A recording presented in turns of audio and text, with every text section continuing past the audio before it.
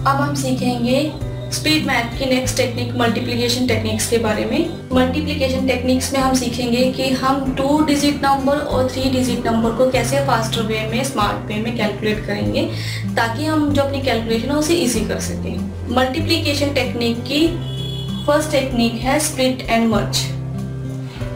Split होता है किसी नंबर को डिफरेंट पार्ट्स में ब्रेक करना। हमारे पास कोई नंबर है, हम उसे डिफरेंट पार्ट में ब्रेक कर देते हैं, उसे स्प्लिट बोलते हैं। जो डिफरेंट पार्ट को ब्रेक कर किया हमने, तो जो कैलकुलेशंस हम लोग इंडिविजुअल निकालते हैं, जब हम उसे इकट्ठा करके फाइनल आंसर को फाइंड आउट कर लेते हैं, उसे बोलते हैं मर्ज। तो हम फर्स्ट टेक्निक यहाँ पर सीखने वाले हैं split and merge. Split and merge similar case हम लोगों ने एडिशन में भी डिस्कस किया था, वहां भी हम लोगों ने स्प्लिट एंड मर्ज यूज किया था। नंबर्स को ब्रेक किया था डिफरेंट पार्ट्स में और जो भी कैलकुलेशंस रही थी इंडिविजुअली, हमने उन सभी कैलकुलेशंस को इकट्ठा कर फाइनल आंसर फाइंड आउट किया था। तो यहाँ भी हम यही टेक्निक डिस्कस करने वाले हैं। तो हम स्टार्ट करते हैं। इसके लिए यहाँ पर कुछ क्वेश्चंस दिए गए हैं। यहाँ पर आपको फर्स्ट क्वेश्चन है यहाँ पर 13 मल्टीप्लाई 24। 13 को मल्टीप्लाई करना है 24 से। तो हम जनरली इस क्वेश्चन को किस तरह से करते हैं, हम इसे करते हैं 24 को करना है 13 से मल्टीप्लाई। यही मेथड सीखा है हमने आज तक। जितने भी हम मल्टीप्लाई करते हैं हम इसको इस फॉर्मेट में लिख लेते हैं। 24 को 13 से करना है तो करते हैं ऐसे। 3 4 जा 12, 1 कैरी फॉरवर्ड, 3 2 जा 6 प्लस 1 7, 1 4 जा 1, 1 2 जा 2। ऐड करेंगे इसे 2 7 प्लस 4 1, 1 कैरी फॉरवर्ड 3, 3 1 2। अगर हम इसे मल्टीप्लाई करें, इसका प्रोडक्ट करें, तो जो हमारे पास फाइनल आंसर आएगा वो 3 1 2 आएगा। मेथड से ये करने का, ये क्वेश्चंस को आंसर्स भी हम लोगों ने सही फाइंड आउट किया है। लेकिन अगर हम बैंक्स पॉइंट ऑफ व्यू से देखें, क्वांटिटी एप्टीट्यूड के पॉइंट ऑफ व्यू से देखें, जितना लिमिटेड टाइम हम लोगों के पास होता है क्वेश्चंस को सॉल्व करने का या मैक्सिमम क्वेश्चंस को अटेम्प्ट करने का, उसके नजरिए से ये जो मेथड ना बहुत लेंथी है। पेपर वर्क रहता है कि हमने पेपर पे लिखेंगे 24 13, ठीक है, उसको सॉल्व करेंगे, देन ऐड करेंगे और फाइनल आंसर आएगा, है ना।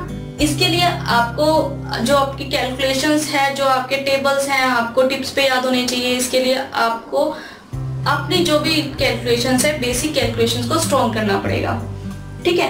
तो हमने ये क्वेश्चन को इस तरह से नहीं करना, पेपर वर्क अवॉइड करना है। जितना हो सके हम ऑरली कैलकुलेट करें और जो भी इजी मेथड, शॉर्टकट मेथड्स रहते हैं हम उसे अप्लाई करें, ठीक है। तो हम लोग ये मेथड नहीं करने वाले हैं।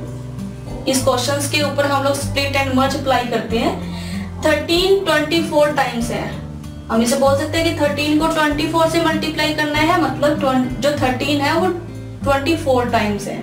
जब हम किसी नंबर का प्रोडक्ट निकालते हैं तो वो होता है कि जैसे A प्रोडक्ट B, अगर कोई नंबर A है, वो प्रोडक्ट, उसका प्रोडक्ट B से निकालना है, तो A भी प्रोडक्ट होगा B का और जो B है वो प्रोडक्ट रहेगा A का। जैसे कि अगर हम 6 को देखें तो 6 मल्टीप्लाई 4 24, अगर 4 मल्टीप्लाई 6 ये भी 24। अगर हम इनका प्रोडक्ट करते हैं, इनको मल्टीप्लाई करते हैं, जो रिजल्ट रहने वाला है वो हम लोगों के पास सेम रहने वाला है ना। तो हम ये कह सकते हैं कि यहाँ पर जो 13 है वो 24 टाइम है और जो 24 है वो 13 टाइम है, क्योंकि अगर हम एक दूसरे से भी इसको मल्टीप्लाई करेंगे, इनका प्रोडक्ट करेंगे, तो जो हमारे पास आंसर आने वाला है वो सेम ही रहने वाला है। तो करते हैं ऐसे स्टार्ट। यहाँ पर 24 वैसे देखने में बड़ा टिपिकल सा है कि अगर हम 13 को 24 टाइम्स करें, वैसे तो हम लोगों के पास एक मेथड ये भी होता है कि 13 को 24 टाइम, जैसे अब वो 6 किया था हमने, 6 मल्टीप्लाई 4 किया 24, हमें पता है कि 6 4 जा 24 होता है ना। अब 13 को 24 से मल्टीप्लाई करें, नहीं आता एकदम से कि पता नहीं क्या आंसर रहेगा। तो उसको करने का एक मेथड ये भी रहता है कि आप 6 को 4 बार प्लस कर लो। 6 प्लस 6 12, 12 प्लस 6 18, 18 प्लस 6 24, है ना। तो हम उसे उस तरीके से भी कर सकते हैं। लेकिन अगर हम 13 को 24 टाइम प्लस करें या 24 को 13 टाइम प्लस करें तो ये भी टाइम टेकिंग प्रोसेस रहेगा। लेकिन जो हमारे पास एग्जाम में प्रीशियस हमारा जो टाइम रहता है ना, हमें जो वहाँ पे प्रीशियस टाइम मिलता है, हमें इसे वेस्ट नहीं करना, ठीक है। तो मैं इसके स्प्लिट और मल्टीप्लाई कर रही हूँ, यानी कि 13 मल्टीप्लाई 20 प्लस 4। मैं इसे इस तरह से लिख सकती हूँ क्योंकि मैंने स्प्लिट किया है 24 को 20 प्लस 4 में। अब जो 13 है इसको हम मल्टीप्लाई करेंगे 20 से, प्लस जो 13 है इसको मल्टीप्लाई करेंगे 4 से, ठीक है। अब हमने इसको स्प्लिट कर लिया। अब इंडिविजुअल कैलकुलेशन हमारे पास रहेगी। 13 को 20 से मल्टीप्लाई करेंगे तो आएगा 260, प्लस 13 को 4 से मल्टीप्लाई करेंगे तो 52। अब जब हम इनको ऐड करेंगे तो हमारे पास आंसर रहेगा। अगर अब आप जो आंसर इस मेथड से आया उसे कैलकुलेट करें और इसे कैलकुलेट करें, कंपेयर करें तो सिमिलर है हमारे पास, है ना। तो आप अपनी कैलकुलेशंस को अपने कन्वीनियंस के अकॉर्डिंग इजी कर सकते हैं। आपको इतना पेपर वर्क नहीं करना। मैंने यहाँ पे आपको समझाने के लिए इसको 24 को ब्रेक किया तो 20 प्लस 4 में। उसके बाद मैंने 13 को 20 के साथ मल्टीप्लाई किया, 13 को 4 के साथ मल्टीप्लाई किया, और जो मल्टीप्लाई अगर 13 को 20 से मल्टीप्लाई करें तो 260 आया, 13 को 4 से मल्टीप्लाई किया तो 52 आया। हम इन दोनों को ऐड करते हैं तो 312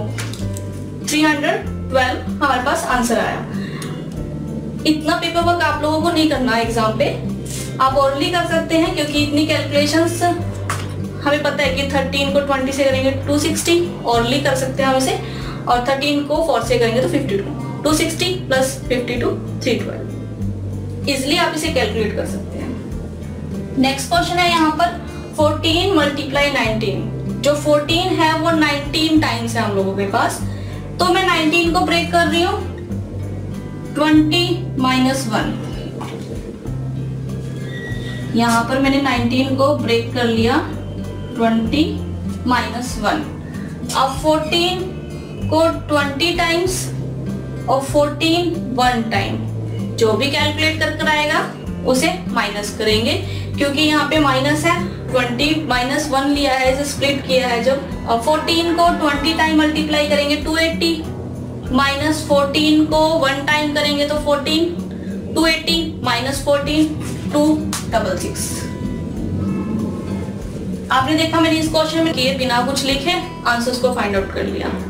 तो आप भी इसी तरह से अवॉइड कीजिए और अपनी कैलकुलेशंस इजी कीजिए ताकि आपके पास जितने भी क्वेश्चंस रहे एग्जाम में आप ज्यादा से ज्यादा क्वेश्चंस को अटेम्प्ट कर सकें। इसे समझने के लिए हम कुछ और क्वेश्चंस करते हैं। नेक्स्ट क्वेश्चन है यहाँ पे 34 मल्टीप्लाई 23। जो 34 है हमारे पास वो 23 टाइम है। मैं 23 को ब्रेक कर रही हूँ 20 प्लस 3। 34 को 20 से मल्टीप्लाई, 34 को 3 से मल्टीप्लाई, जो भी मल्टीप्लाई कर आएगा हम उसे ऐड करेंगे। 34 को 20 से करेंगे तो 680 और 34 को 3 से करेंगे तो 102। 680 प्लस 102 782। नेक्स्ट क्वेश्चन है हमारे पास यहाँ पे 96 मल्टीप्लाई 18। जो 96 है वो 18 टाइम है। देखने में बड़ा टिपिकल सा लग रहा है नहीं। 96 को 18 से मल्टीप्लाई करना है, या यूं कह लो कि 18 को 96 टाइम मल्टीप्लाई करना है। हम यहाँ पे 96 को ब्रेक कर लेते हैं। 96 को मैं ब्रेक कर रही हूँ यहाँ पे 100 माइनस 4। अब 18 को 100 से मल्टीप्लाई करना और 18 को 4 से मल्टीप्लाई करना है। जो भी कैलकुलेशन रहेगी उनको हम माइनस करने वाले हैं। 18 मल्टीप्लाई 100 1800 माइनस 18 मल्टीप्लाई 4 72। 1800 माइनस 72 1728। ज्यादा टाइम लगता। अगर आप कैलकुलेशंस को स्ट्रॉन्ग कर लेते हैं, ओरली कैलकुलेट कर लेते हो तो हम लोगों के पास ज्यादा टाइम नहीं लगता और हम 1 या 2 सेकेंड्स में और आंसर्स को फाइंड आउट कर लेते हैं। नेक्स्ट क्वेश्चन है हमारे पास यहाँ पे 43 मल्टीप्लाई 37। मैं 37 को ब्रेक कर रही हूँ यहाँ पे 40 माइनस 3, 43 को 40 से मल्टीप्लाई करना है, माइनस 43 को 3 से मल्टीप्लाई करना है। 43 को 40 से मल्टीप्लाई करते हैं तो हमारे पास आता है 1620, 1620। 43 को 3 से मल्टीप्लाई करेंगे तो हमारे पास आएगा 129।